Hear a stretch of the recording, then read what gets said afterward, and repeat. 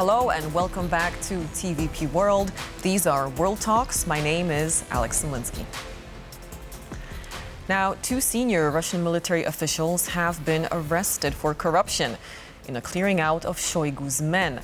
The head of a major military theme park and the deputy head of the Defense Ministry's Innovations Directorate have been detained by Russian authorities on suspicion of embezzling over 40 million rubles. Now, this is more than 400,000 euro.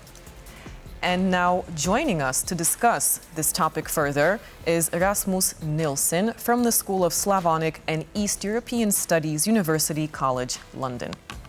Hello and welcome to TVP World. Thank you for having me. So now, in a second, we'll be back to our main topic of this discussion, but I wanted to ask you about the third day of the Ukrainian incursion that is taking place on Russian territory in the region of Kursk. We also have the mayor of that area declaring a state of emergency. What might be the implications of this incursion? I think the incursion is more a symptom than it's a very new development. That is, it's a symptom that A, the Ukrainians felt some pressure along their eastern front, so they needed to relieve some of that pressure by a diversionary attack. And B, it's a symptom that the Russians are not standing particularly strongly at the border. You've already seen drones being able to fly, not freely, but with some frequency over Russian territory, that is Ukrainian drones. So I think this is simply an escalation of that point, done while it's still summer and while the terrain for a Ukrainian advance is still possible.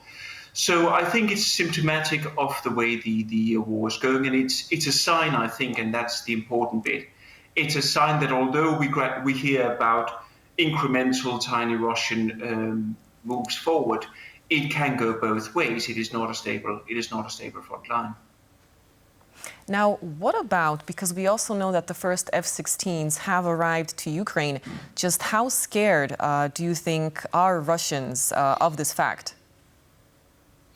I don't know if the arrival of the F-16 scares them necessarily. I mean, F-16s are perfectly decent airplanes, and they can certainly have a good effect on the battlefield. I think the more important thing is if Europe in particular can start ramping up its arms production to assist Ukraine. Obviously, America are still the biggest providers, but as we all know, there's an election coming in the autumn, and after that, particularly should Donald Trump win, American support for Ukraine is questionable, I think is fair to say. So the big thing here is that the F-16s have come in together with other arms and ammunition from European countries. And the interesting thing is to see whether and how European countries can ramp up their production. Now, that would be worrying for the Kremlin if this can be done on a consistent basis. All right. So now going back to the Kremlin and the information that I've just presented a bit earlier about this arrest of those two top military officials in Russia on charges of very serious corruption. Now, how big of an issue is corruption in Russia? And is this something that Putin is trying to get rid of? Well, a few things to say. First of all, it is a big issue, and it's something that Putin has spoken about pretty much since he came to power back in 2000 as a problem. However, what you've got to understand about corruption in Russia is, when we're talking about the elites, is that corruption is not a mistake. Corruption is an inherent feature. What do I mean by that? I mean that you cannot enter the elite effectively if you are not involved in corruption. It's important for the other members of the elite to know that you have a stake in corruption, so that if they need to get rid of you, they have something easy to turn to kick you out. That means that I can easily imagine that the people arrested here were involved in corruption, but again, they would not have been members, they would not have been allowed into the elite if they had not been part of the corruption. Think about it as a criminal enterprise. It works the same way. You have to have your snout in. If you're completely pure, you do not fit in. So in that sense, this is similar to what we've seen before. So now, just like you said, I mean, this is something that is present at the, let's say, well, this layer of the elites of society. But then what does the situation of everyday Russians look like? Is this also something that they experience in their everyday life as they try to get things done, just like you and I and any other and any other citizen tries to get done? Oh, absolutely, absolutely. And there has been some focus recently on the fact that more money was coming into the Russian economy because you've got a ramped up military production. But this, of course, also means that there is, for a short while, more money to steal, and that will hit ordinary people as well as it will hit individual unlucky elites. Ordinary people face this in many ways. They face it, for instance, in corrupted goods. They face it when they need to pay for healthcare, housing, and so on and so forth.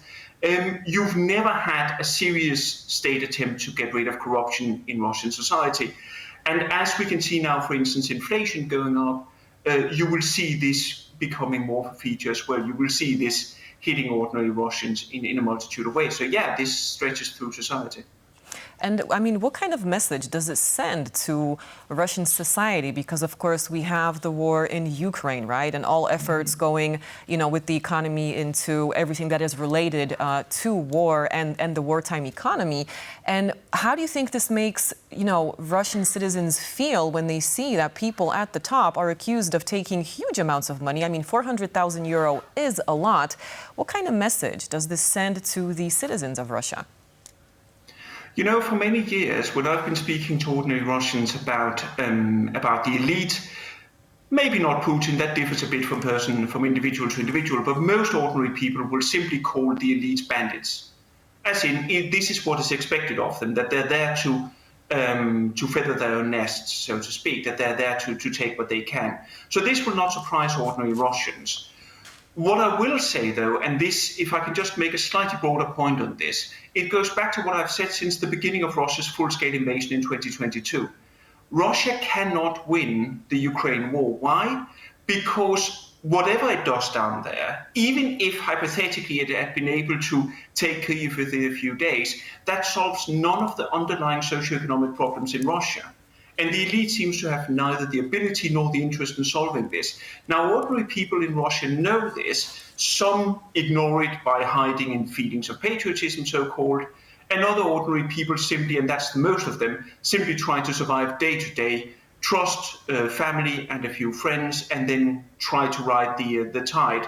Quite a lot of Russians now are looking back to the 1990s thinking, we're heading there again, and I need to secure myself against anything coming from the outside. So what you're seeing, I would argue, is you see a few people who are moving over towards increased patriotism, increased joy over the war, but you're seeing more people who are atomizing, who are going into their local, their familiar, their small friendship circles in order to survive. That is the survival mechanism we're beginning to see more clearly now across Russia. Right, and now, just going back to the point that you said that Russia can't win the war in Ukraine, Sergei Shoigu, so he has said that Kyiv could face harsher terms by delaying peace talks and that it would continue to lose territory the longer it delayed negotiations. So we see this rhetoric of ending the war getting tougher on the Russian side, but isn't the Russian military running out of breath? The Russian military is running out of manpower, first and foremost, and also running out of quite a bit of ammunition. Can they keep going for a while? Of course they can, but they don't want to. I mean, they are worried about domestic unrest. They are worried about the loss of people, and obviously, come next year, it's very possible the Ukrainians will be in an even better position to move forward on the front line. Shoigu says this, whenever the Russians ramp up their rhetoric, it's because they feel pushed on the battlefield. Look at, try to correlate the times Russia has talked about, threaten Europe and the West with nuclear weapons, correlate that with what was happening on the battlefield. They threaten every time they feel scared. It's the same thing happening now. Now, if we combine it with the other story you had up about corruption and some of Shoigu's more or less allies being involved in that and being accused of that, this is also, of course, a way for Shoigu to show himself as a strongman. But it's a general Russian state tactic. Go out and shout the moment you feel pushed. They cannot, in the longer run, have any interest in this war continuing, so they're trying to scare Ukrainians and the West to stop it. Obviously, it is not my place to tell the Ukrainians whether to fight. Only the Ukrainians can decide that.